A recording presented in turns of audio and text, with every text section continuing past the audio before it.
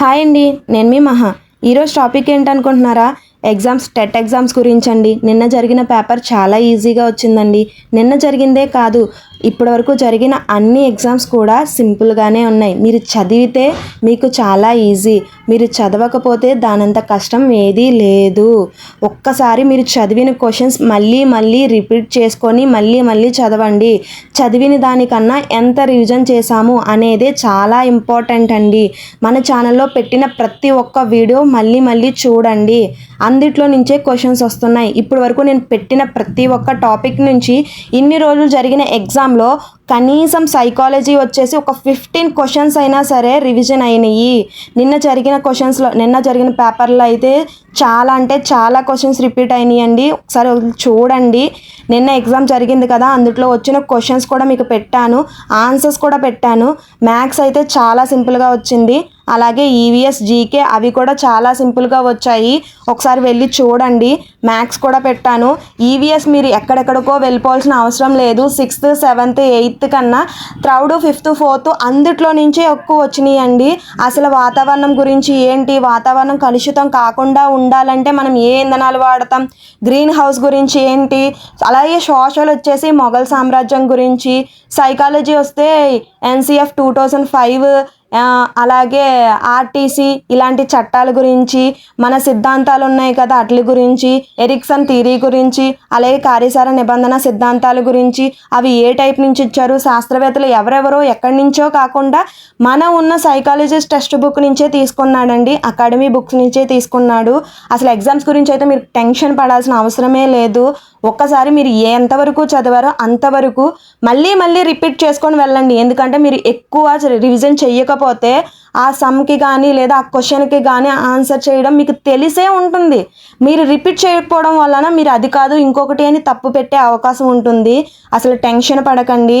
మీరు చదివినవే రిపీట్ చేసుకొని వెళ్ళండి. మీకు ఏమైనా డౌట్స్ ఉన్నా లేదా ఏదైనా టాపిక్స్ చదవాలన్నా ఆ టాపిక్స్ గురించి నన్ను అడగండి, నేను మళ్ళీ మీకు వీడియో చేసి పెడతాను. అలాగే ఇంకా ఎవరైనా ఎగ్జామ్ రాయాలనుకుంటే మన ఛానల్ని లైక్ చేసుకోండి. ఇక నుంచి ఇంకా అప్డేట్ ఛాన్స్ మనకి ఇస్తాను. మీకు వీడియోస్ మంచిగా చేయడానికి నేను ఇస్తాను. నేను కూడా ఎగ్జామ్ రాశానండి, అందుకే నేను ఇంత క్లారిటీగా చెప్తున్నాను.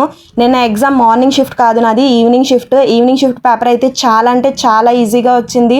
నాకు సైకాలజీస్ లాస్ట్ ఇయర్ కన్నా ఈ ఇయర్ చాలా బాగా నచ్చింది పేపర్. లాస్ట్ ఇయర్ కొంచెం కష్టం అనిపించింది, ఈ ఇయర్ అలా లేదు, చాలా అంటే చాలా ఈజీగా అనిపించింది. సైకాలజీస్ కానీ తర్వాత ఇంకేదైనా సరే సంథింగ్ ఈ 5 సబ్జెక్టులు కూడా నాకు చాలా ఈజీగా అనిపించింది. ఇంగ్లీష్ గురించి కూడా మీరు టెన్షన్ పడాల్సిన అవసరం లేదు. తెలుగు మనకి సందులు సమాసాలు ఇవే ఇచ్చాడండి, ప్రకృతి వికృతులు ఇచ్చాడు. నిన్న నాకు ఈవినింగ్ షిఫ్ట్లో అయితే ఎక్కడ సామెతలు కానీ పొడుపు కథలు కానీ ఇవేమీ ఇవ్వలేదండి. వ్యతిరేక పదాలు ఇచ్చాడు, మళ్ళీ ప్రకృతి వికృతులు ఇచ్చాడు, దానికి అర్థాలు ఏంటో ఇచ్చాడు. మీరు మెయిన్ ఒకసారి అర్థాలు ఏంటనేది చూసుకోండి. కవి పరిచయం ఎక్కడా ఇవ్వలేదు, కానీ ఆ లెసన్లో నుంచి టాపిక్ ఇచ్చాడు. పలానా లెసన్లో ఈ టాపిక్ ఉంది, ఇది ఏ లెసన్ది అని చెప్పి లెసన్ పేరు గురించి ఇచ్చాడు తప్ప ఆ కవి పరిచయం ఎక్కడి నుంచి వచ్చింది, ఆ కవి ఎవరు అనేది ఏమి ఇవ్వలేదండి. ఒకసారి మీరు తెలుగు మరీ చూసుకోండి. సందులు సమాసాలు లేదా ఛందస్సు ఈ అన్నీ కూడా ఒకసారి చాలా క్లారిటీగా చూసుకోండి. ఇంకా ఏవైనా టాపిక్స్ కావాలంటే నాకు కామెంట్ చేయండి. అలాగే ముందు ఉండి ఎగ్జామ్స్ రాస్తారు కదా, వీళ్ళందరికీ కూడా ఆల్ ద బెస్ట్ అండి. కంగారు పడకండి, ఎక్కువ రివిజన్ చేయడానికి ట్రై చేయండి. అలాగే మ్యాథ్స్ కూడా చాలా అంటే చాలా ఈజీగా ఇచ్చాడండి. అసలు కొన్ని క్వశ్చన్స్ అయితే ఇట్టే మనం చిన్నపిల్లలకి ఇచ్చినట్టు ఇచ్చాడు. అవి ప్లస్ చేయడం కానీ ఇంటూ చేయడం కానీ తీసేయడం కానీ చాలా అంటే చాలా ఈజీగా ఇచ్చాడండి. ఒకసారి వెళ్ళి మీరు రాసిన వాళ్ళు ఉంటే నాకు కామెంట్ చేయండి, మీ పేపర్ ఎలా వచ్చింది ఏంటి అని చెప్పి. రాయబోతున్న వాళ్ళు అయితే టెన్షన్ పడకండి, మన ఛానల్ని సబ్స్క్రైబ్ చేసుకొని వీడియోస్ అన్నీ చూడండి, మీకు చాలా ఈజీగా అనిపిస్తుంది. సైకాలజీ సబ్జెక్ట్ అయితే మీరు మన ఛానల్ని ఫాలో అయ్యి వెళ్తే మీకు 30/30 కాకపోయినా 30కి ఒక 20 మార్క్స్ అయినా మీ చేతుల్లో ఉంటాయండి. అలా ఉంటుంది, మీరు కంగారు పడకండి. ఇంకా ఎగ్జామ్స్ రాసే వాళ్ళు ఉంటే వాళ్ళు చాలా రివిజన్ చేసుకుంటూ వెళ్ళండి. ఎంత రివిజన్ చేస్తే అంత ఇంపార్టెంట్ మీకు. ఇంకేమైనా డౌట్స్ ఉంటే లైక్ చేసి మన ఛానల్ని సబ్స్క్రైబ్ చేసుకొని నాకు కామెంట్ చేయండి, నేను చెప్తాను.